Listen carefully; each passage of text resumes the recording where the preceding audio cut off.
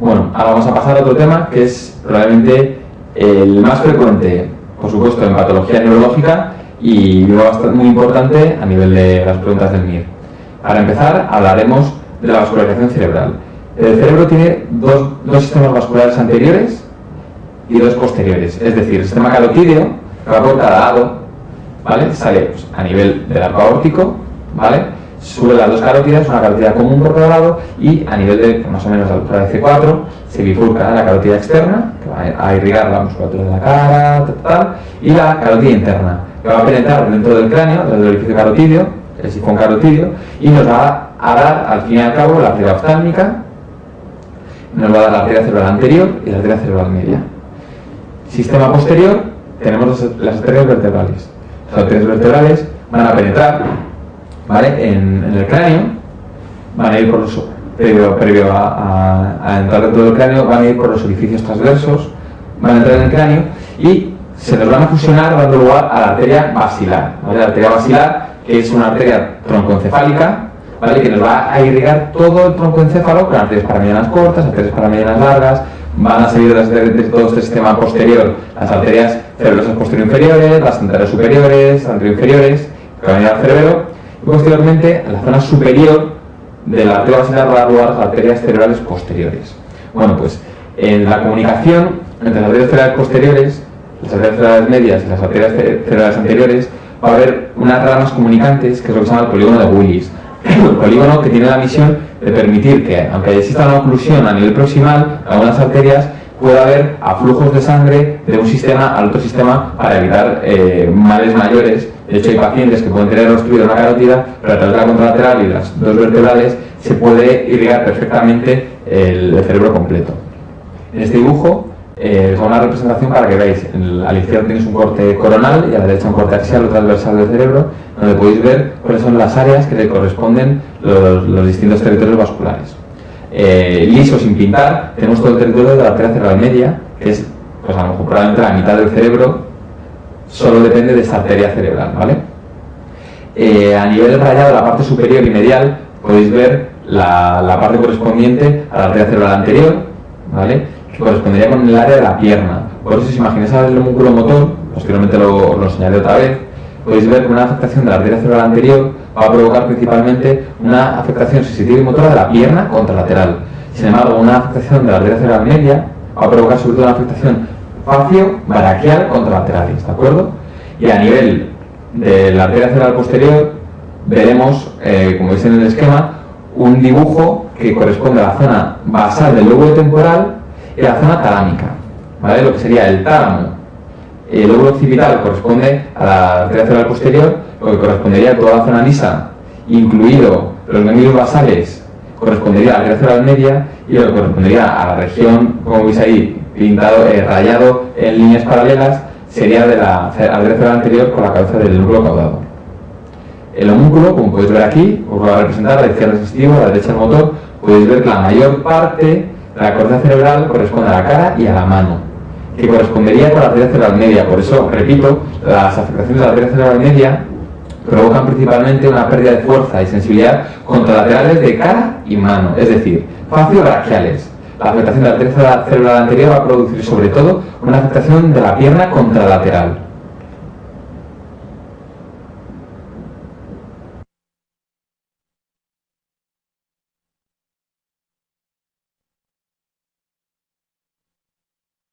Bueno, pues ahora vamos a hablar de los distintos tipos de patología vascular cerebral. Tenemos dos tipos principales, como pueden ser los ictus isquémicos y los hemorrágicos. Los ictus isquémicos se explican por una pérdida de aporte sanguíneo con nutrientes y con oxígeno al parénquima cerebral correspondiente. Los ictus hemorrágicos es una rotura con salida de sangre y, por supuesto, pérdida de vascularización distal. Es decir, los ictus hemorrágicos tienen peor pronóstico en cuanto a que provocan isquemia y encima producen un efecto masa.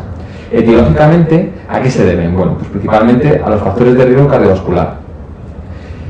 Cuando clasificamos ictus isquémicos tenemos que tener en cuenta que los pueden ser ateroscleróticos, ¿de acuerdo? Que son todos aquellos que se producen en personas mayores por hipertensión, diabetes, dislipidemia principalmente, ¿vale? Las arterias se van ocluyendo poco a poco y van produciendo una pérdida de vascularización cerebral. Esa placa se rompe en un momento dado y produce un infarto. ¿de acuerdo? Habitualmente, el sitio donde se produce mayor afectación aterosclerótica es la bifurcación carotidia, porque hay mayor cantidad de flujos aberrantes a este nivel cuando se divide la carótida.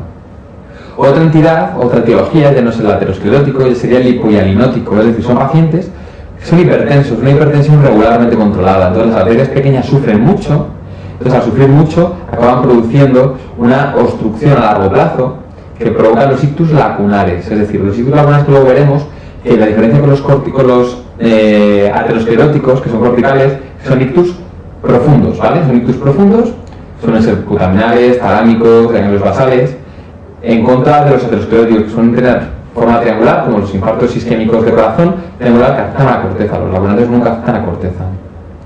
Más tipos de ictus, más etiologías serían los cardioembólicos, ¿vale? Un problema cardíaco puede ser una FA, causa más frecuente, no está tipogrado del paciente, una FA no conocida, entonces de repente dentro de esas turbulencias por esas contracciones anómalas auriculares se produce una suelta de un émbolo y una obstrucción distal, ¿de acuerdo? También puede encontrar un paciente con otro tipo de patología cardíaca, por ejemplo un infarto transmural, un infarto Q que tiene un área discinética cardíaca, entonces no produce una correcta contractilidad. Eso provoca un remanso de sangre y una formación muy frecuente de trombos que se pueden soltar en un momento dado a la cola y entonces produce un ictus distal por cardioembolismo con transformación hemorrágica, que ya digo que los ictus cardioembólicos suelen tener más transformación hemorrágica por la brusquedad.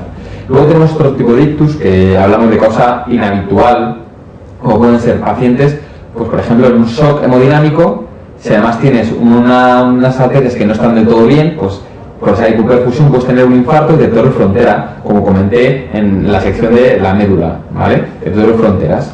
Por ejemplo, con hemoglobinopatías, pacientes con policitemias, donde cambia la viscosidad de la sangre, entonces se produce una obstrucción de los capilares, pues por lo que sea menor elasticidad de los eritrocitos o que haya muchos eritrocitos y no es fluido el paso de sangre.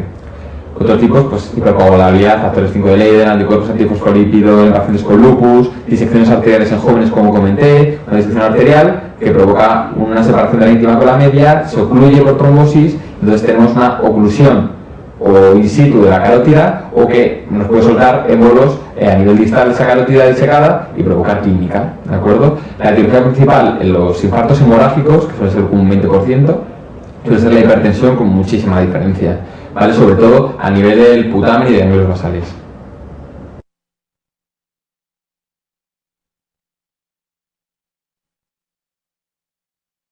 Dentro del cajón de ictus isquémico, la digo más frecuente, lo que vamos a tener que diferenciar es entre el ictus establecido y una IT. Una IT se define como toda aquella focalidad neurológica habitualmente menor a 15 minutos, pero es menor a una hora, que no deja secuela ni clínica ni radiológica, ¿vale? Hay que saber diferenciar de otras entidades, como migrañas con aura, crisis, ¿vale? Eso sería una IT. Se entiende que es como una falta de flujo que es reversible, es decir, el propio flujo que no llegaba, por cualquier motivo, el cuerpo ha fibrinolizado ese trombito que hubiera y ya se ha regenerado la clínica normal del paciente. El ictus establecido, que es cuando el paciente mantiene la clínica, a veces que la mantiene pero no se ve el infarto, pero existe, y veces que mantiene la clínica y se ve el infarto, ¿vale? Ya es porque si se ha conseguido revascularizar el vaso ha sido ya tarde, o que no se ha conseguido revascularizar y ha hecho ese infarto, ¿de acuerdo? Entonces, de esta manera tenemos los distintos síndromes lacunares. Por ejemplo, pacientes donde el problema es carotidio, ¿vale? Un síndrome carotidio, tenemos un infarto que se puede producir tanto en la arteria cerebral anterior como en la arteria cerebral media, que como hemos comentado salen del sistema vascular anterior, que es el carotidio. Entonces, un paciente con una placa de aterosclerosis a nivel carotidio, que es lo más frecuente, más que intracraneal, va soltando placas y te puede dar clínica de cerebral anterior o de cerebral media. Habitualmente el síndrome más frecuente es de cerebral media y la explicación es muy sencilla, es porque la cerebral media es de bastante más calibre que la cerebral anterior. Entonces, aunque solo sea por flujo sanguíneo, es más frecuente que le llegue el problema a la cerebral media. Entonces, si encuentra un paciente que ha tenido AITs de cerebral anterior y cerebral media, hay que pensar que el problema va a estar en la carótida, ¿vale?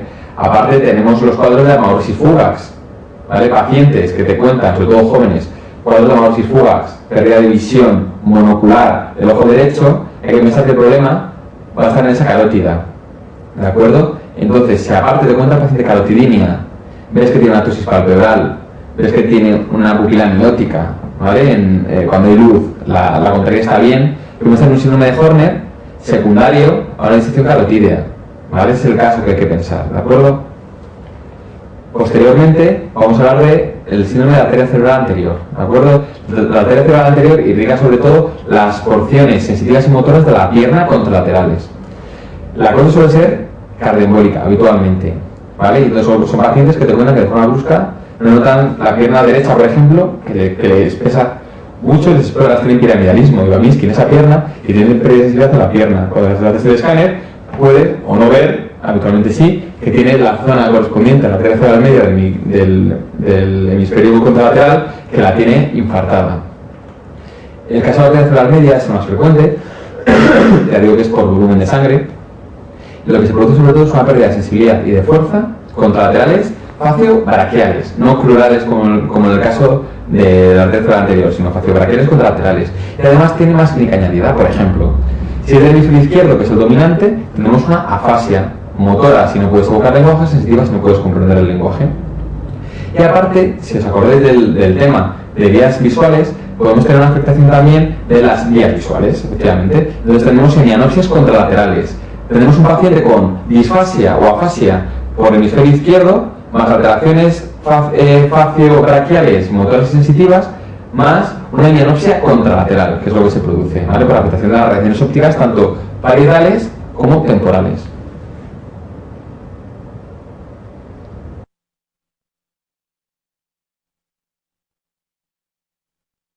Tercer síndrome a tener en cuenta, los síndromes de la arteria cerebral posterior. Siempre lo que hay que tener en cuenta principalmente es que como lo que irrigaba era la región basal del lóbulo temporal y los lóbulos occipitales, nos vamos a quedar con que la clínica más importante sería la de hemianopsia contralateral, es decir, un infarto de la arteria cerebral posterior derecha va a provocar sobre todo una hemianopsia contralateral. Te digo que habitualmente suele ser con respeto macular, porque comentaba de las fibras de la mácula, que son las más grandes, entonces, o sea, las más grandes, las más importantes en número, más que la retina periférica. Entonces, habitualmente la zona central del campo visual está respetado, pues si es un infarto masivo, va a haber una hemianopsia contralateral. Hay más cuadros que no vienen al caso de escribirlos. Solo cuando se produce esta afectación de la cerebral posterior vamos a tener la hemianopsia. Sin embargo, si lo que tenemos es más una afectación del sistema vertebrovascular, que os he comentado, las dos vertebrales se juntaban para formar la basilar, van por la zona anterior del troncoencéfalo, y a nivel del mesencéfalo se dividen las cerebrales posteriores. Bueno, pues cuando igual es un síndrome cerebral posterior aislado por solo oclusión de la cerebral posterior, tenemos una oclusión de la vertebral, de la vertebral o de la basilar, lo que vamos a tener es, aparte de ese infarto del lóbulo occipital por la arteria cerebral posterior, que no le vaya a dar sangre, vamos a tener un infarto troncoencefálico y vamos a tener los denominados síndromes troncoencefálicos que hablamos al principio, es decir, una afectación cruzada con pares craneales del lado de la lesión, con la altura de la lesión y del cuerpo contralateral. Y aparte la hemianopsia si tiene afectación del hemisferio occipital. Para terminar, quiero hablaros de los síndromes lacunares. Los síndromes lacunares, la etiología es diferente de la aterosclerótica, es decir, de la cerebral media, cerebral posterior, cerebral anterior, vertebrales, basilar, en definitiva, troncoencefálico, van a ser diferentes, ya que la etiología ya no son los factores de riesgo en sí que generan placas de aterosclerosis, sino va a ser la hipertensión regularmente controlada, que va a provocar que las arterias de pequeño calibre, ¿vale? Las arteriolas pequeñas y profundas, se vayan cerrando poco a poco, se vayan volviendo duras y se cierren. Entonces van a hacer infartos profundos, pequeñitos. Habitualmente suele estar la cápsula, en el brazo posterior de cápsula interna, pero pueden estar por todas partes, en los tálamos, puede estar en los basales, el putamen. Pero la diferencia con respecto a los ictus ateromatosos, ateroscleróticos, es que van a ser infartos pequeñitos, ¿vale? De menos de 1,5 centímetros y que nunca van a producir clínica cortical, es decir, nunca afasia, nunca agnosia, ni apraxia, ni alteraciones de la memoria, no. Eso no lo van a provocar, ¿vale? A largo plazo, si tienes muchísimos infartos lacunares, que se llama un estado criboso lacunar, puede provocar eso, pero porque te quedas sin cerebro, pero a priori, un infarto de lacunar solo va a provocar alteraciones motoras, sensitivas o cerebelosas en un principio. Las entidades más frecuentes y que tienes que conocer son el ictus por frecuencia, es el ictus motor puro, es decir, un infarto que se produce principalmente en el brazo posterior de cápsula interna, por donde descendían todas las fibras de la corteza motora hasta llegar a la primera motoneurona, hasta llegar a la segunda motoneurona y al brazo, ¿de acuerdo? Tenemos un paciente con un síndrome hemimotor contralateral, ¿de acuerdo? Por esta afectación del brazo posterior de cápsula interna, tanto afectación de la cara como del brazo y pierna y contralaterales, ¿de acuerdo? En el caso de los síndromes sensitivos puros, son afectaciones, si nos acordamos, ¿Dónde se encuentra lo sensitivo que no sea en la corteza? Pues en el tálamo. Un infarto del núcleo ventral posterolateral del tálamo nos va a producir una hemihipoestesia contralaterales. ¿Vale? Luego veréis en el manual que hay otros síndromes, sensitivo motor, cuando se afecta tanto el brazo posterior de cápsula interna como el tálamo, como otros que son el disartria hermanotópica, ataxia hemiparesia, que eso lo explicaremos en segunda vuelta. Bueno, pues ¿cuál sería el estudio de urgencias de un paciente que viene con una focalidad neurológica o una presumible focalidad neurológica? Pues como os pongo ahí, lo primero no es el TAC craneal, lo he marcado pero no es cierto. Lo primero que habría que hacer con este paciente es historiarle, porque, como dije al principio, es imprescindible saber diferenciar si esa pérdida de fuerza o sensibilidad o disartria viene por otras causas. Causas de disartria, muchísimas, incluso consumo de fármacos. Paciente que ha tomado benzodiazepinas y habla disártrico, se ha equivocado y ha tomado el doble de dosis, por ejemplo. Paciente que se duele la pierna, bueno, pues puede ser cualquier cosa, pero no un ictus. Entonces, si empezamos a pensar en un TAC craneal, podemos empezar ya a orientar un mal diagnóstico y tener un paciente con una patología banal al cual le vamos a querer fibrinolizar y hospitalizar, ¿de acuerdo? Entonces, lo primero es historiar al paciente y lo segundo, explorarle. Cuando ya le tenemos explorado, solicitamos un TAC craneal, ¿vale? El TAC craneal intentaremos buscar el infarto. No siempre se ve los ictus lacunares para ver si hace falta que pasen 12 o 24 horas. Los ictus, como era arteria cerebral media o arteria cerebral anterior o cerebral posterior, es decir, los ateroscleróticos, se puede ver antes, ¿vale? Se puede ver incluso más allá de una hora. Y si es muy grande el infarto, probablemente lo veamos al poco tiempo de comenzar la clínica. Los escáneres son malos para ver la fosa posterior, ya que hay mucho hueso, la escama occipital, las escamas temporales, no nos van a dejar ver bien esta parte, pero bueno, tenemos que guiarnos con ellos. Pero la función del escáner no es diagnosticar el ictus, porque el diagnóstico del ictus es clínico, sino es diferenciar un isquémico de un hemorrágico. Aunque vamos a presumirlo, si va a ser uno u otro por otros datos, el manejo va a ser diferente del paciente. Y para poder incluirlo dentro del llamado código ictus, que luego hablaremos, intentamos saber si es isquémico o es hemorrágico la lesión que tiene el paciente. Por supuesto, constantes a todos los pacientes: temperatura, tensiones, electrocardiograma para ver si está en ritmo sinusal, una placa de tórax. Aquí os muestro una diferencia para que veáis lo fácil que es reconocer un infarto isquémico, que es el del lado derecho o izquierdo de la pantalla, donde podéis ver una hipodensidad en el escáner, en el hemisferio derecho del paciente, frente a una hiperdensidad en el hemisferio derecho del otro paciente. Es decir, la hemorragia se ve siempre como algo más marcado que el parénquima cerebral, sin embargo lo isquémico está atenuado en relación al parénquima cerebral. Con el paciente en planta tenemos que ver un estudio complementario para ver cuál será la etiología. Ya digo, habitualmente va a ser aterosclerótica, a veces lipohialinótica, y luego podemos encontrar unas causas cardioembólicas inhabituales. Bueno, por lo primero, habitualmente lo que se hace siempre es un Doppler transcraneal o un Doppler de troncos supraórticos. ¿De acuerdo? El de troncos supraórticos es más importante, ya que hemos comentado que la bifurcación carotídea, ¿vale?, es donde se suele encontrar la mayor parte de placas. Entonces es la causante que se suelta una placa y vaya, embolice a nivel cerebral y provoque la clínica. ¿De acuerdo? Más manejo en la planta, pues aparte de controlar las tensiones, que no haya infecciones, pedir un TAC de control para ver cómo va la evolución del infarto, si se ha extendido respecto a lo que hemos visto, si ha hecho una transformación hemorrágica, ¿vale? Lo que sea. Y a veces podemos completar este estudio con resonancias magnéticas, que no siempre hace falta ni mucho menos, con estudio vascular, ¿vale? Pues si pensamos que tiene un aneurisma o algo lo que se haya roto, un ecocardiograma, sobre todo en pacientes con FAs o con antecedentes de patología cardíaca por infartos extensos, y pruebas analíticas, las básicas y las complementarias si queremos estudio de autoinmunidad para poder diagnosticar a lo mejor de un lupus a ese paciente, y un lupus no diagnosticado, que es lo que al final acaba debutando más que con la clínica de lupus, con un infarto, ¿vale? Aquí os pongo una tabla que yo creo que ayuda bastante. Hay que pensar, todo paciente menor a 45 años, yo creo que hay que pensar con un ictus isquémico, ya digo, hay que pensar en una causa cardíaca principalmente, o bien habitual, principalmente, ya que no ha dado tiempo a que las arterias se afecten, a menos que tenga una patología que degenere las arterias. Sin embargo, en una persona mayor, ¿vale?, hay que pensar sobre todo en una causa isquémica vascular, sea aterosclerótica o lipohialinótica. Que si encontramos una FA, bueno, pues suponemos que es eso, pero aún así hay que hacer un Doppler para ver que de verdad estas arterias están bien o mal. Pues si tiene una FA y las arterias están perfectamente, ya sabes que es por la FA. Si tiene una FA y las arterias están muy mal, pues tendrás que valorar cuál de las dos ha podido ser la causa, ¿de acuerdo? Bueno, ¿cuál sería el manejo del paciente en fase aguda? Control de temperaturas. Se ha demostrado que la hipertermia en los ictus es factor de mal pronóstico, ¿vale? O sea que a partir de 37,5 ya optamos por dar antitérmicos, incluso sacar hemocultivo si hace falta. Las tensiones arteriales, curiosamente, se permiten mucho más altas de lo habitual. Ya digo, lo habitual pues depende de algunos pacientes, pero bueno, habitualmente eso es 140-90. Pero los ictus isquémicos se permiten sistólicas de 220 y diastóricas hasta 110. Ya veremos que en los hemorrágicos es menor lo que se permite. Pero se ha visto que cuanto más alta esté la tensión hasta este nivel, mejor, porque quiere decir la tensión de perfusión tisular, cuanto más alta esté, mejor, más flujo de sangre le llega, ¿vale? Ya se sabe que hasta este nivel, porque a partir de ello se favorecen las transformaciones hemorrágicas. Control estricto de leucemia.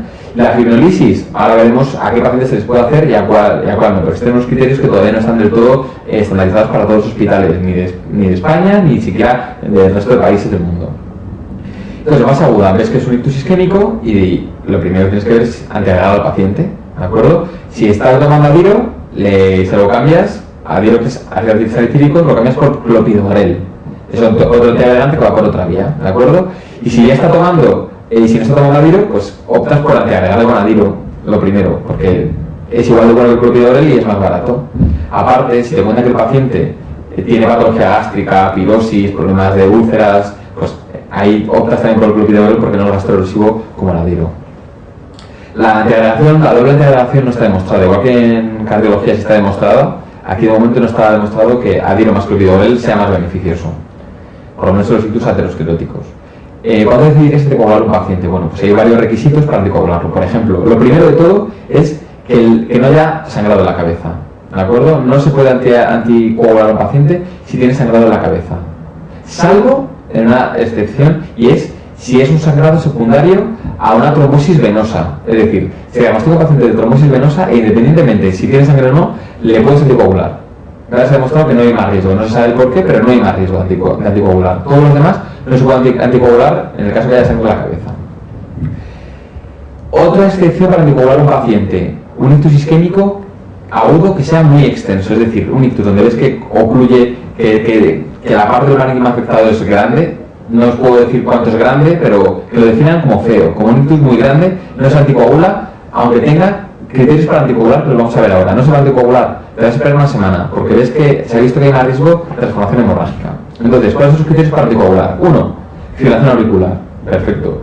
2. Paciente que empieza a tener una focal neurológica y que a lo largo de las horas va empeorando. El antiagregas va empeorando, va cada vez a más, aparecen nuevas cosas, la anticoagulas también. Más, hay test de repetición. Un paciente que te viene contando que hace 2 días dejó de ver por un ojo, amaurosis fugax, que ahora ha perdido la fuerza de la pierna y según está viendo, se le quita, le empieza en el brazo, se le quita otra amaurosis fugax, se le quita, le viene el brazo contralateral.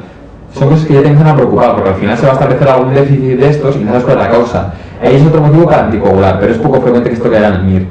¿De acuerdo? Presencia de trombo intracardíaco, paciente que os van a describir que después del ictus pues, ha tenido un infarto de corazón o que ya lo tuvo hace tiempo y ahora se le hace un ecocardiograma y se le ve que tiene un trombo pegado, pues le vas a anticoagular para intentar disolver ese trombo lo más posible.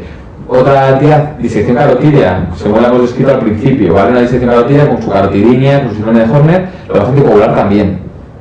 Y luego la trombosis venosa cerebral, pues he comentado. Independientemente de que haya sangrado de la cabeza, el manejo es anticoagulación.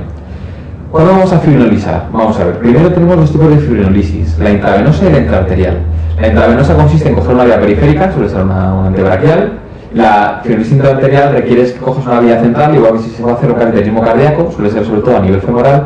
Entonces, en lugar de subes por la aorta y en lugar de quedarte a nivel del índice del arco aórtico para entrar por las coronarias, vas a subir por la carótida que te interese y te metes en las cerebrales para poder hacer ahí una arteriografía y poder ver el stop, el cierre de la circulación y poder fibrinolizar directamente ahí el trombo o poder hacer una extracción con un extractor de trombos.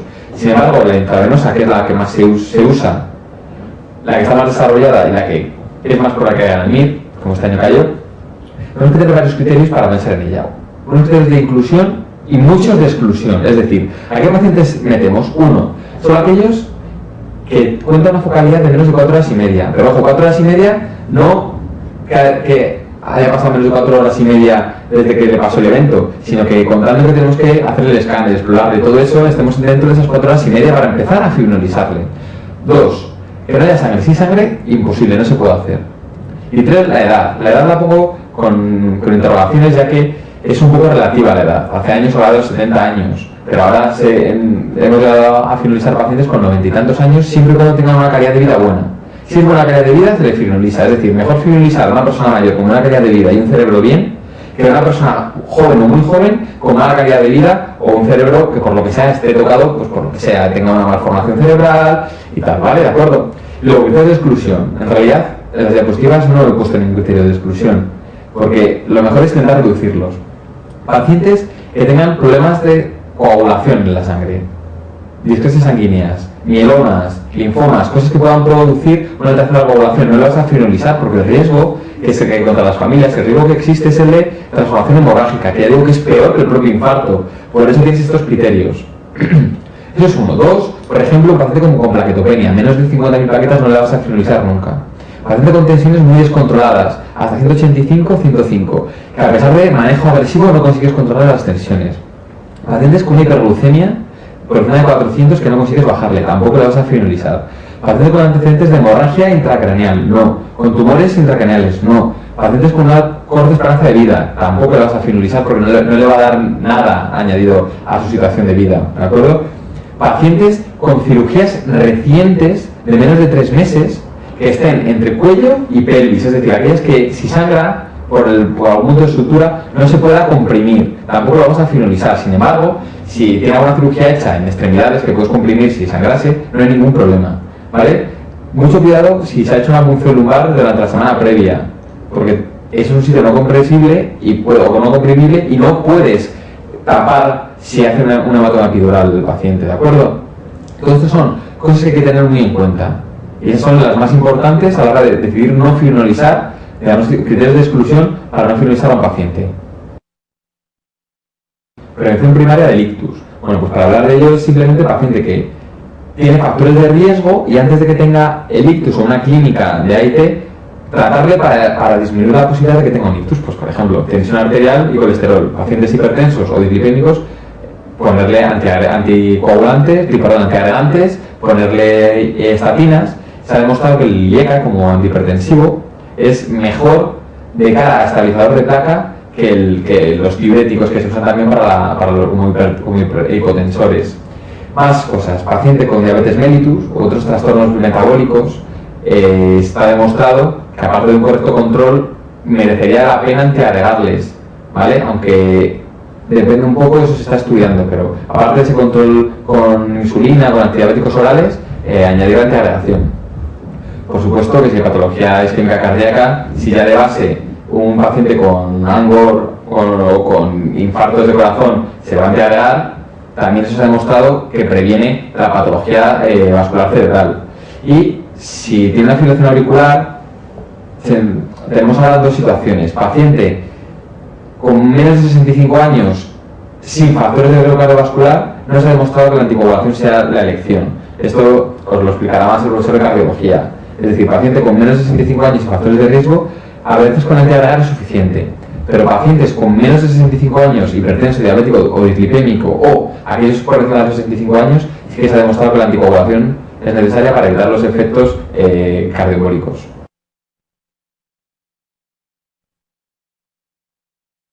Desde el punto de vista de la prevención secundaria, son pacientes que ya han demostrado haber tenido un evento vascular cerebral, entonces podemos, como dije al principio, desde cambiar el alilo por clopidogrel, iniciar directamente con clopidogrel si tiene patología de estómago, o bueno, se pueden usar otras opciones como la anticlopidina como antiagregante, ¿vale? En pacientes, lo único que puede producir diarrea o una neutropenia en algunos pacientes, pero solo con quitarlo será suficiente para revertir los síntomas.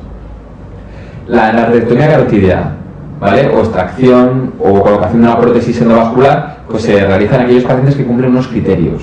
Ya digo que en todo paciente con un ictus habitualmente se le suele hacer un Doppler de troncos supraópticos para estudiar la carótida interna, que es la que más te importa, la que probablemente más se afecte. Entonces tenemos unas mediciones de grosores del lumen vascular para poder tener decisiones. Por ejemplo, todo paciente con un accidente vascular y con una estenosis de menos del 50%, antiagregación siempre, ¿vale? Como hemos dicho al principio. Si estamos entre un 50 y un 70%, tenemos que decidir qué hacer con el paciente. Si solo antiagregar o decidir hacer endarterectomía o poner una prótesis endovascular, por ejemplo, para dilatar esa estenosis. Digo que depende porque depende un poco de la edad del paciente, depende a veces que si te dicen un 50% le puedas volver a valorar al paciente dentro de 6 meses, un año para ver cómo va, porque si decides esperar, que no está mal la opción, le ves al año y si sigue exactamente igual, pues le sigues viendo año a año, sin decidir hacer nada porque hay intervenciones que pueden tener más efectos secundarios, ¿de acuerdo? Entonces, decimos un 70% decidimos de forma individualizada con la edad del paciente y cómo nos lo describan. Por encima del 70% siempre manejo, o sea, en la arterectomía, es decir, cirugía de la carótida, prótesis, lo que sea, o una prótesis endovascular, ¿vale? A través de, pues eso, de un intervencionismo vascular intraluminal.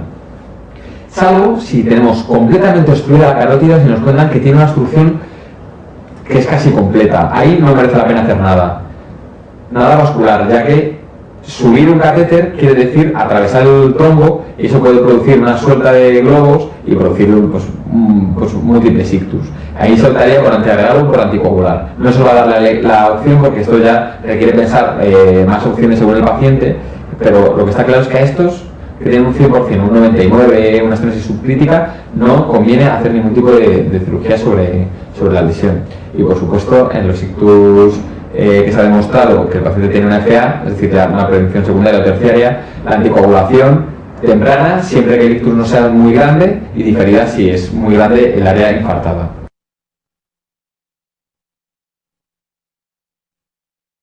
Bueno, vamos a hablar ahora de la segunda parte de los ictus, que son los ictus hemorrágicos, son los menos frecuentes y los que tienen mayor morbimortalidad probablemente, de cara a las secuelas y el fenómeno de hipertensión intracraneal que provocan. Vamos a hablar de las hemorragias intraparenquimatosas y luego de malformaciones vasculares que provocan pues, la rotura y la salida de sangre dentro de la cabeza. Entonces, vamos a ver. Primero, las hemorragias intraparenquimatosas. La etiología más frecuente, la más frecuente con diferencia, es la hipertensión arterial mal controlada. ¿Vale? La mal controlada. Pacientes que han tenido urgencias varias veces con tensiones o con emergencias hipertensivas, ya los vasos están dañados, no tienen un buen control cerebral de la tensión y cuando sube la tensión el cerebro no es capaz de regular y se produce una rotura. Habitualmente, ya diremos después, que suelen ser sobre todo de profundas estas hemorragias, en contra de otras que suelen ser más superficiales. Clínicamente, ¿cómo cursan? Pues con un síndrome de hipertensión intracraneal, con cefalea, disminución del nivel de conciencia, náuseas y luego la hemiparesia que le corresponde con alteraciones sensitivas según qué zona está dañando del cerebro. Tipos de hemorragias intraparenquimatosas, la hipertensiva es la más frecuente y luego tenemos otras. La angiopatía amiloide, o también llamada congófila, que es debida a, con el paso del tiempo, se produce un material beta-amiloide en la pared de los vasos. Vasos que suelen ser los vasos pequeños, más superficiales y que al romperse provocan hemorragias lobales o superficiales. Malformaciones vasculares, otra entidad. Transformaciones hemorrágicas del ictus isquémico, como comenté. Los ictus isquémicos, si no se manejan bien, se puede tener de romper el vaso y producir, aparte de ese infarto isquémico, un hemorrágico que además acaba produciendo un efecto de masa. Y luego pues, se ve pues, efectivamente pacientes con tumores o con anticoagulantes orales que se producen roturas espontáneas de vasos o rotura del tumor que acaba produciendo un sangrado de los vasos. Hablando de las distintas entidades, sobre todo el diagnóstico diferencial de las dos primeras son las que más me interesan. La hipertensiva son ictus, sobre todo hemorrágicos profundos de putamen principalmente y luego del tálamo, del cerebelo y de la protuberancia, en ese orden, pero principalmente del putamen. Son unos ictus profundos que aparte de toda la focalidad provocan un efecto de masa.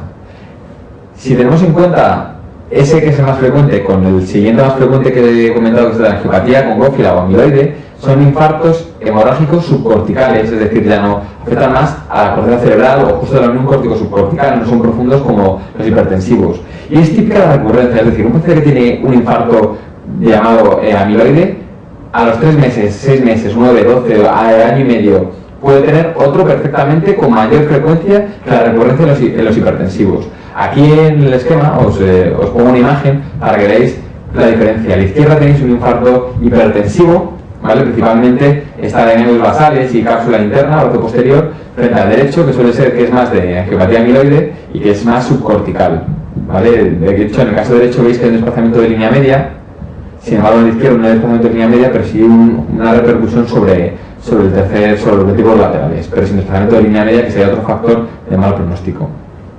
Otro efecto sería la malformación vascular, sea neurismática o por malformaciones arteriovenosas. Son las clínicas sobre todo en pacientes de menos de 40 años habitualmente, ya que las patologías vasculares por malformaciones dan clínica antes que aquellas que son por degeneración de los vasos, que suelen ser más de gente mayor. Los tumorales es otra causa de sangrados intracraneales, principalmente los de melanoma y los que dependen del pulmón. Y luego, bueno, pues ya como comentaba antes, las malformaciones hemorrágicas, anticoagulantes orales y drogas son otras de las etiologías frecuentes, menos frecuentes, de los ictus hemorrágicos.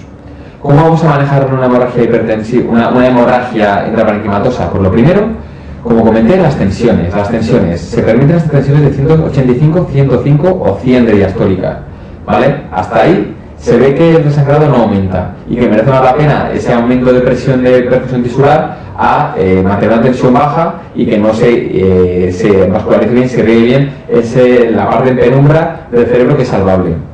Evitar la hipertermia, 37,5, evitar la hiperglucemia, porque eso favorece los resangrados. Y si hay datos de hipertensión intracraneal, pues hacer cirugías descompresivas, en el caso que haga falta, hablando con los neurocirujanos para permitir aliviar un poco la presión dentro del cerebro y para poder evacuar la desangrado, la hemorragia, y luego añadir manitol como diurético osmótico, que sirve para bajar el líquido, el fluido, tanto el líquido cefalorraquídeo como el líquido que hay intraparenquimatoso, para bajar el volumen cerebral y permitir que haya mayor capacidad.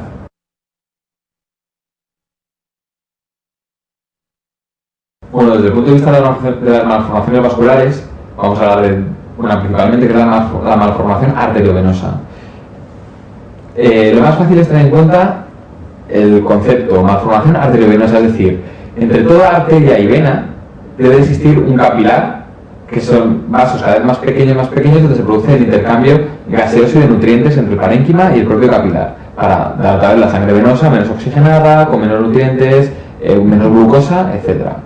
Si esta comunicación entre arteria y vena no se hace a través de un capilar, sino que se hace a través de un vaso aberrante, es decir, un circuito de alta presión arteria, un circuito de baja presión vena, perdemos los capilares, que son los que dan la resistencia a la sangre, los que van bajando la presión, tenemos un vaso anómalo, tortuoso, que va a comunicar la arteria con la vena, va a producir que en cualquier momento esa vena se rompa, a pesar de arterializarse y de volverse pues una media más muscular, se va a volver como extraña, con una media rara, un músculo raro, que va a permitir que se rompa la vena, se rompa también ese vaso aberrante, y entonces vaya a producir sangrados, que es la clínica más frecuente, o crisis, porque por volumen este vaso aberrante va a tocar la corteza y puede producir irritación cortical que va a provocar crisis. Por eso a veces epilepsias focales sintomáticas suelen ser secundarias a malformaciones vasculares. Aquí, por ejemplo, en el dibujo podéis ver una arteriografía de los vasos cerebrales, en los cuales, cuando quito el cuadradito, aparece como un nidus, que se llama, de vasos aberrantes, que son los que habría que tratar en este caso. Este paciente debutó con una hemorragia subaracnoidea e intraparenquimatosa a los 25 años, de una malformación que no se conocía, por supuesto, y que llevaba un tiempo con cefalea, y cuando se rompió, comenzó con una hemiparesia izquierda, se le hizo el scan, se dio el sangrado, luego se hizo el arterio, pero que efectivamente tenía esa malformación arteriovenosa, que posteriormente se procedió a embolizar. Bueno, tras haber terminado las hemorragias intraparenquimatosas, vamos a comentar las hemorragias subaracnoideas, muy importantes de cara al diagnóstico etiológico y al manejo del paciente. Es típico de la edad media entre los 30 años, los 25 años y los 50 años. Lo más frecuente es que sea de causa traumática, pero si no hay antecedente, habrá que pensar que sea por un aneurisma. Aneurisma sacular, ¿vale? Los aneurismas saculares son los más frecuentes, son los que más se rompen porque tienen forma de saco, ¿vale? Tienen un cuello estrechito y una gran dilatación, ¿vale? Como si fuera huevo de un balón. Sin embargo, los aneurismas fusiformes suelen sangrar menos, ya que es una dilatación de todo el vaso y en sí es menos la dilatación que se producen. Fuera de estas entidades se producen asociados a otras cosas estas hemorragias subaracnoideas, como las malformaciones arteriovenosas, como hemos comentado hace un momento, los anticonceptivos orales, las drogas, los tumores que pueden provocar también esto, pero ya digo, en un porcentaje mucho menor, un 20%. Los más frecuentes se producen en la arteria comunicante anterior, la posterior, la basilar, sobre todo la punta basilar, y la cerebral media, sobre todo las zonas más proximales. Y el riesgo de sangrar es mayor cuanto más proximal sea y más grande sea. Curiosamente, los enormes sangran menos que los medianos, ¿vale? Es decir, es el único ejemplo, la única excepción. Y luego, bueno, hay entidades que predisponen a tener aneurismas múltiples, como la enfermedad de Marfan o la poliquistosis renal. Aquí en el ejemplo tenemos una radiografía de una arteria carótida derecha, donde podemos ver que entre las dos cerebrales anteriores hay un un aneurisma, ¿vale? Que es grande, puede ser de un centímetro, centímetro y medio, y es el que este paciente ha dado clínica, que ha debutado con un sangrado brusco, una hemorragia subaracnoidea después de un esfuerzo. Clínicamente hay que tener en cuenta que el paciente puede contarnos que desde hace unos días le dolía la cabeza cuando hacía algún esfuerzo, pero que ahora ya viene con la clínica establecida, es decir, la falla brusca, debido a, ya digo, una maniobra de Valsalva, tanto para defecar, con la tos, con un estornudo, que le provoca esta rotura. Cefalia brusca con la clínica correspondiente de hipertensión intracraneal o hemiparesia o alteraciones sensitivas correspondientes según la zona en la que se encuentra. Aquí os recuerdo otra vez el famoso aneurisma de la arteria comunicante posterior que comprimía el tercer par y que producía una diplopia con tosis y una midriasis reactiva, ¿de acuerdo? El pronóstico es malo, ya que la mitad de los pacientes con hemorragia subaracnoidea fallecen. Y de la mitad que sobreviven, un 66% sobreviven en mala situación, muy invalidados y con necesidad para ayuda en casi todo. ¿Cuál es el diagnóstico cuando un paciente te viene con una sospecha de hemorragia subaracnoidea? Pues lo primero, pedir un TAC craneal. El TAC craneal es la prueba de elección para el diagnóstico del sangrado intracerebral o intracraneal. Si fuera negativa, se optaría por la prueba más sensible, que sería la punción lumbar. Se le realizaría al paciente una punción lumbar en la cual se buscarían hematíes líquidos cefalorraquídeo. Hematíes que provocarían una xantocromía, es decir, un líquido rojizo, de color amarillo rojizo, que cuando lo centrifugas sigue quedando rojo, es decir, hay hematíes degradados. En diferencia de la punción lumbar traumática, que daría un líquido rojo que según vas saliendo el líquido, vas cambiando de tubos y se va aclarando. Y cuando lo centrifugas se queda el líquido claro. Con esas pruebas ya tendrías el diagnóstico hecho del paciente si de verdad tiene o no tiene una hemorragia subaracnoidea. Cuando ya lo tienes diagnosticado, tienes el síndrome de hemorragia subaracnoidea. Ahora tendrías que hacer las pruebas complementarias para ver cuál es la causa. Ya digo, el 80% de las veces que no es traumática es por un aneurisma. Bueno, pues habría que hacer una prueba angiográfica, sea angiotac, angioresonancia magnética o una arteriografía para poder estudiar bien esos vasos. Bueno, desde el punto de vista de la hemorragia subaracnoidea tenemos que hablar de las complicaciones. Tenemos unas complicaciones médicas como la hiponatremia, que es frecuente, pero bueno, como única cosa que habría que hacer es restricción hídrica y no es importante. Las más importantes son las neurológicas. Teniendo en cuenta que el vasoespasmo es un espasmo de los vasos que están tocando por irritación esa sangre de la hemorragia subaracnoidea. Es una apnea que se produce entre el cuarto y el 12º día, sobre todo suele ser el 7º, 8º día, donde el paciente de repente está estabilizado y comienza a deteriorar otra vez el nivel neurológico. Estado comatoso, empeora la focalidad neurológica, la presión escáner y es normal, es decir, que hemos descargado el resangrado. Entonces hay que sospechar que tenga un vasoespasmo. El vasoespasmo se diagnostica con una arteriografía nueva y donde se ven es, en lugar de vasos rellenados, se ven vasos filiformes. Los vasos que tienen vasoespasmo están produciendo una isquemia del parénquima cerebral subyacente al cual le toca irrigar ese vaso. El tratamiento es la terapia de la triple H: hemodilución, hipervolemia e hipertensión. Claro, que la hipertensión nos va a dar mayor riesgo de sangrado, pero es mayor los riesgos de la isquemia que la del resangrado.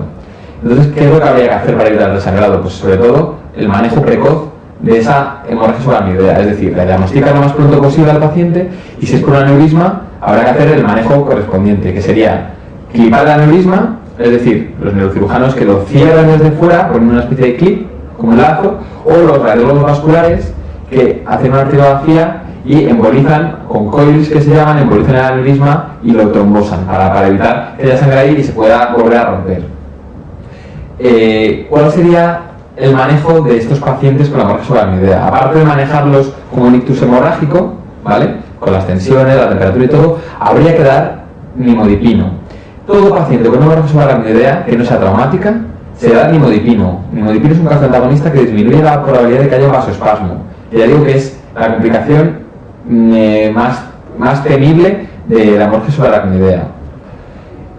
Respecto al manejo del propio aneurisma, se opta habitualmente por un manejo precoz, es decir, menos de 4 días. Pero si el paciente está muy malito, no se le puede intervenir, hay que dejarle que se estabilice, sabiendo que las complicaciones pueden ser peores.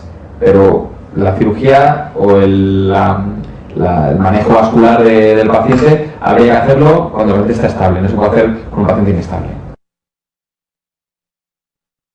Para terminar de analizar algunos términos y algunos conceptos, os voy a remitir a la pregunta número 76 del test de primera vuelta. Nos preguntan cuáles los siguientes síntomas y signos no esperaría encontrar en una arteria cerebral anterior por afectación. Pues Yendo de abajo arriba, la quinta, apraxia de la marcha, lesiones bilaterales. Efectivamente, una lesión bilateral, pensad que el lóbulo frontal es el que se encarga un poco de coordinar los distintos pasos que tienes que ejecutar por corteza premotora para hacer un movimiento. Es decir, que un paciente con una afectación bilateral de ambos lóbulos frontales puede tener una marcha apráxica que ya comentamos que era arrastrando los pies por el suelo con fenómeno de imantación. La cuarta ni parece contralateral del predominio crural, efectivamente. La arteria cerebral anterior tocaba la parte del lóbulo frontal encargado de la pierna. Tercera, desinhibición o moria. Pues puedes tener las dos cosas: desinhibición con la afectación del lóbulo frontal, es decir, un síndrome de desfrontalización, pacientes agitados, con un comportamiento inadecuado, o moria, que es tendencia a estar quieto, con una inhibición psicomotriz, estar quietos porque les falta iniciativa para poder realizar los movimientos. Abulia, pues lo mismo, es una sensación interna de tener un aplanamiento afectivo, no tener capacidad para poder manifestar nada en tus sentimientos. Y por supuesto lo que no se produce es la menoxia homónima. El lóbulo frontal es el único cuya afectación no provoca alteraciones de las guías visuales. Respecto a la pregunta 71 del test de primera vuelta, comentaros que nos hacen un inciso para ver cuál es la importancia del escáner en la patología cerebrovascular aguda. Y nos comentan cuál es la falsa. Vamos a comentar las verdaderas. Permite detectar algunos infartos lacunares, ¿cierto? Algunos los puede detectar, otros nunca los va a detectar. Algunos tienes que esperar un tiempo para poder verlos. La segunda, esa es la falsa. Dice, un TAC craneal urgente normal puede aparecer en fases muy precoces de las hemorragias intraparenquimatosas. Una hemorragia se ve siempre, ¿vale? Se ve siempre, siempre. Sí, que yo os he comentado antes que las hemorragias subaracnoideas pueden no verse, pero las intraparenquimatosas siempre se van a ver, ¿vale? Porque es el diagnóstico de elección para ver la sangre.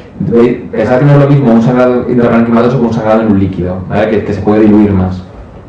Esa es la falsa. Tercera, algunos infartos lacunares pueden no ser visibles. Bien, es lo mismo que la primera. La cuarta, en fase aguda, la isquemia cerebral puede no ser visible, cierto. Los lacunares pueden no verla. De hecho, yo he comentado que el escáner no sirve para diagnosticar el ictus, sirve para diferenciar entre sangre y no sangre. Pues cuanto más temprano hagas el escáner, es menos probable que lo veas. En un infarto lacunar pueden pasar días y en un aterotrombótico horas. Y el 5, varias hipotensas entre dos fronteras surgieron en un origen hemodinámico. Pues sí, efectivamente. Sí, os hemos comentado que un paciente con hipotensión tiene una zona del cerebro donde llega la cerebral media y la cerebral anterior. Hay hipotensión, pues esta zona es la zona que puede tener un infarto, que no hay mecanismo por oclusión de ningún vaso, sino simplemente que no le llega bien la sangre en esa zona. Y se ve como un infarto hemodinámico en una zona puntual del cerebro entre las dos arterias.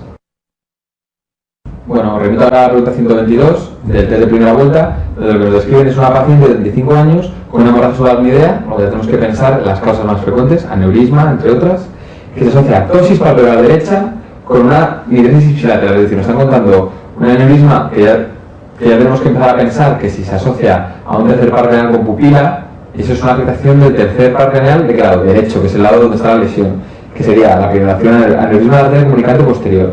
Si nos vamos a la segunda opción, aneurisma de la arteria oftálmica, un aneurisma ahí no te va a producir una afectación de par craneal, ¿vale? Porque no están los pares craneales pegados a la arteria oftálmica. La tercera, malformación arteriovenosa en mesencéfalo. Bien, eso podría provocarnos la afectación del tercer par, porque estamos en mesencéfalo. Pero nos faltarían ahí más cosas. Nos faltaría la hemiparesia, que le correspondería a un síndrome mesencefálico. La cuarta, aneurisma de la arteria comunicante anterior. La arteria comunicante anterior no afecta al tercer par craneal, ya que el típico caso de afectación del tercer par craneal es la arteria comunicante posterior por estar pegada al lado. La fístula carótida cavernosa tampoco es la opción, ya que clínicamente cursa como una sensación de pulsatividad detrás del ojo con una inyección ciliar y una proptosis del ojo, pero la pupila en un principio tiene que estar bien y no va a presentar diplopia ni ptosis palpebral.